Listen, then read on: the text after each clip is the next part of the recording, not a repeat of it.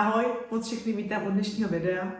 Pojďme se teďka všichni společně podívat na to, co mě nejvíc zdržovalo poslední dobou. A to je stěhování.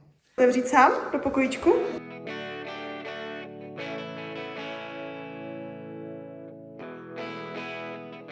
Máš radost? Tady budeš spát, ano. My jsme přijeli omrknout a dát v pokojíček. Takže už se nám blíží vybalování. Kde je Adámek? Tak jdeme omrknout novou koupelnu. Ukaž, Adámku. Ano, to už je nový, viď? To je topení. Tady bude umyvadlo. A skřínka. Vybavování nových prostorů, speciálnického pokoje pro mě. Svádí k nakupování nových věcí, ale nechtěla jsem to přehánět, máme toho až moc. No ale tyhle dinosauři doplňky pro Adámka jsem tam nemohla nechat. Měli velký úspěch. Tak my jsme zahájili vybalování. Vždycky nemám úplně moc času v kuse dohromady. Adámek a jiné povinnosti, tak se na to musím vrhnout. Adámku v pokojíček v procesu. Musím se podívat do ložnice. Na tu se vrhnu dneska. Taky hodně v procesu. Mám tady jeden těhotenský lifehack. Vidíte za mnou krabice a všechno, co musím vybalit, což ve 30. týdnu těhotenství není úplně ideální aktivita. Takže je dobrý si vzít takovýhle šátek. Tohle je vyloženě obvazovací šátek v těhotenství, ale i po porodu. Takhle zamotat. Trošku napevno, aby to bříško mělo podporu, protože v těhotenství se vazy a všechny pod vlivou hormonů roztahují, proto můžou bolet bedra, dětká kost, kostr. Celá tato oblast dostává hodně zabrat, takže když je nějaká práce, kterou samozřejmě nedoporučuju v těhotenství dělat, ale když je potřeba trochu něco udělat, běžné aktivity, doma uklidit a cokoliv, tak je dobrý si pomoct takovýmhle šátkem. Z toho i těhotenský pásy a tak, ale já určitě dávám přednost těmhle šátkům, protože si to můžete zavázat tak, jak vy potřebujete, utáhnout, jak potřebujete, navázat přesně do té oblasti. Bylo by to jít takhle přes boky a podpora bříška. Tak, a jdeme na to.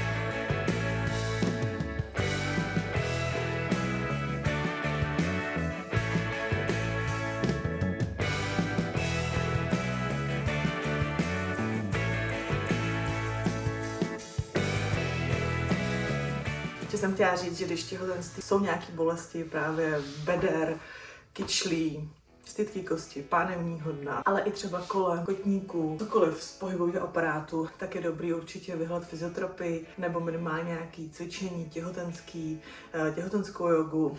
Ale co je důležité, nezačínat s pohybem, na který jste nebyli zvyklí před těhotenstvím. Pokud máte nějaké trable v těhotenství nebo někdo kolem vás, tak určitě doporučuji vyhledat fyzioterapii a nechat se poradit. Pracuješ? Ano, samozřejmě jako vždy. Srdečka.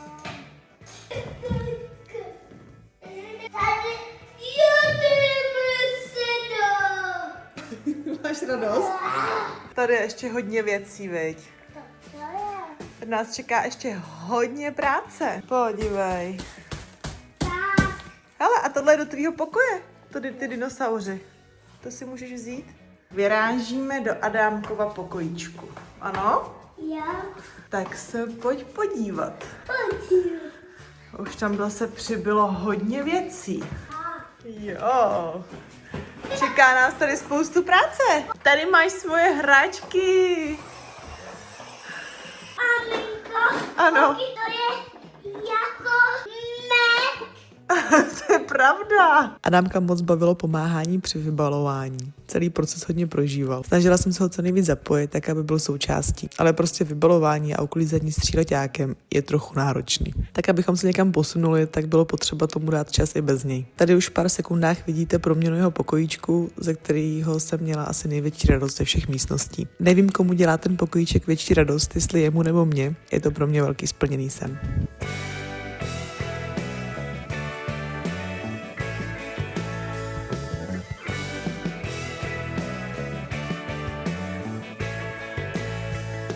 Tak my máme dneska velký den, protože my dneska jedem ze školky poprvé bydle do nového domečku. Je to tak? Já jsem teda a kousám.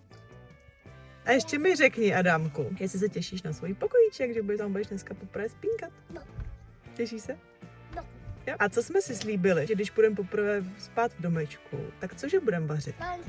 Palačinky. Tak jdeme na to? Jdeme na to. Tak, náš první nákup. Jo, Jo. dáme ho do lednice. Rohlík je můj největší lifehack s dětma. Tady to dáme. To už mi ušetřilo hodně času. A nervů. Hodně času a nervů nám ušetřilo rohlík. Tady, Tak, tady. výborně. Já si to vyrovnám, Vyrovnej to, prosím. aby tam to bylo hezké. Jde ti to skvěle? No tak to já si tady sednu a budu se koukat, jak ti to jde. Snažím se Adámka zapojovat do běžných domácích aktivit a domácích prací. Baví ho to a celkově je to pro děti hodně přínosné. Největší přínos vidím v tom, že to dětem zvyšuje zodpovědnost a učí je samostatnosti. Jen při všem rodičům pevné nervy. Tak my už jsme úplně zabydlení. Už tady pínkáme, Už tu budeme spínkat, ano. už tady bydlíme, Přesně tak, už tady bydlíme. budeme tady noc. Budeme tady celou noc. Krásně. Tak Adámku, jak se ti tady líbí? No, Maminka ti to tady takhle úplně připravila s tátou. to ne. Máš radost. Tady já pamatuju. Co jdem teďka dělat? Ty si můžeš hrát. A maminka ti povlíkne postýlku a připraví, abys tady mohl dneska spínkat. Ano? Jo.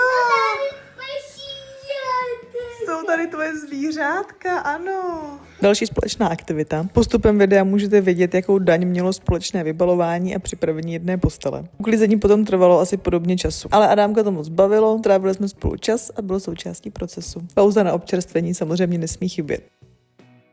Mě tyhle ty uklízecí, vybalovací, připravovací videa, které jsou zrychlený a pak vidíte ten výsledek, přijde úplně uklidňující, tak třeba to budete mít stejně.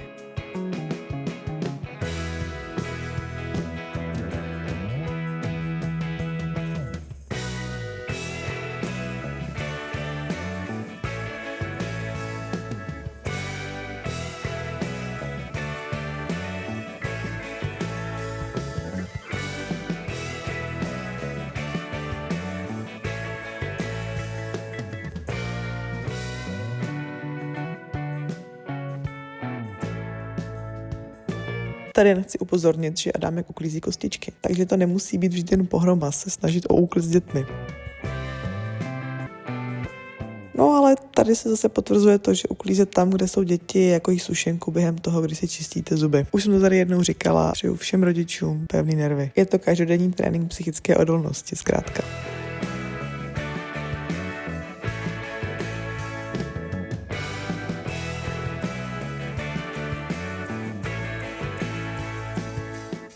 Hello. Hello! Ty už máš povlečenou postel. Ano, my právě čekáme, jestli byste Adámkovi dal ten domeček. Já jdu pro to.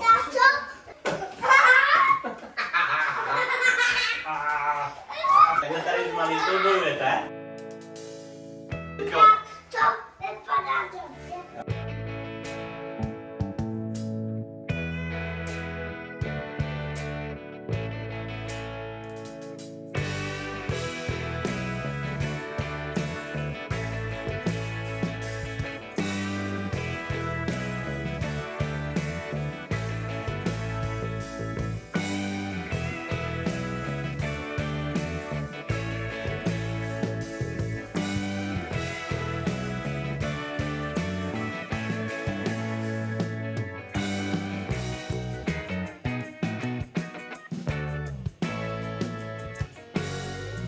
Máš to tady připravený. Prosím. Můžeš jít? Co ty děláš? Skládáš štětku na lajsu. Ano. Tak, jdeme to tam nalívat. Jo. Můžu už začít? Můžeš začít. Dobře. Naber. Tak. Výborně. Já jsem to tady chtěla. To nevadí. To bude krásný. Ne, já. No já si myslím, že obracečku budu muset udělat já, Adamku. Že ty se nám nalili, já udělám obracečku. No, Dobře. já chci už to plakat. To jo, Adámku, první palačinka, na to se těšil vy.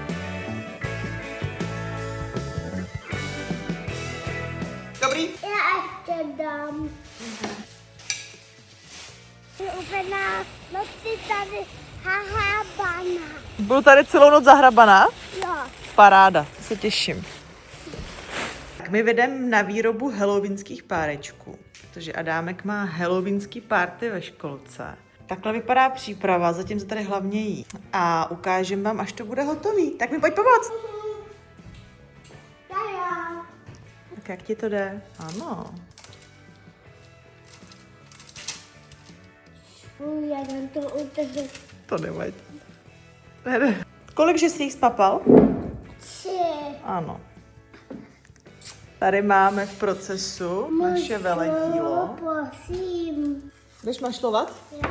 No tak super. Kož, jak ti to jde? Výborně. To musím všechno pomašlovat vajíčkem.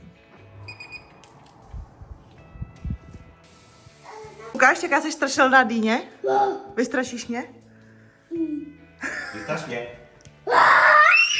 Moc všem děkuji, že jste dokoukali až sem. A věřím, že se brzo uvidíme u dalšího videa. A zatím vám přeju všem krásný předvánoční čas. Mějte se krásně. Ahoj.